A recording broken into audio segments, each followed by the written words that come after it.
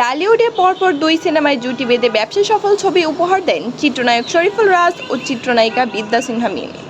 বছরখানেক আগেই দামাল ও পরাণ সিনেমায় একসঙ্গে কাজ করেন এই জুটি। তবে এই দুই সিনেমার পরপরই ভেঙে যায় তাদের জুটি, কারণ চিত্রনায়িকা পরীমণি এই নায়িকা একটা সময় স্বামী শরীফুল রাজের সঙ্গে মিমের বিবাহ বহির্ভূত সম্পর্কের অভিযোগ তোলেন, যে কারণে শরীফুল রাজের সঙ্গে পরবর্তীতে কাজ থেকে নিজেকে সরিয়ে নেন মিম। এক নায়ককে কেন্দ্র করে এই দুই নায়িকার মাঝে সৃষ্টি হওয়া কুন্দলের পর কেটে গেছে প্রায় 2 বছর। এর মধ্যে কখনো একসঙ্গে দেখা যায়নি পরীমণি বিদ্যা সিনহা মিমকে।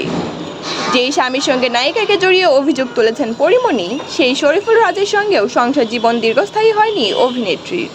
1 বছর পরই বিচ্ছেদের পথে হেঁটেছেন এই দম্পতি। তবে এই দুই নায়িকার ভক্তদের জন্য রয়েছে স্বস্তির খবর।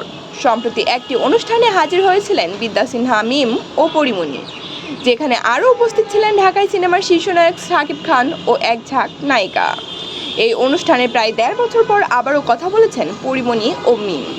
অতীতে সেই ঘটনার জন্য মিমের কাছে ক্ষমা চেয়েছেন পরী। নায়িকাও অভিমান টিকিয়ে রাখেননি, সব কিছু ভুলে পরীকে ক্ষমা করে দিয়েছেন তিনি। এ বিষয়ে বিদ্যা সিনহা মিম বলেন, অনুষ্ঠানে হঠাৎ করে এসে পরী আমাকে জড়িয়ে ধরে, এরপর পূর্বের সব ঘটনা ভুলে যেতে অনুরোধ করে, সব কিছুর জন্য সরি বলেছে। মানুষ মাত্রই তো ভুল হয়, তাই আমিও ক্ষমা করে দিয়েছি।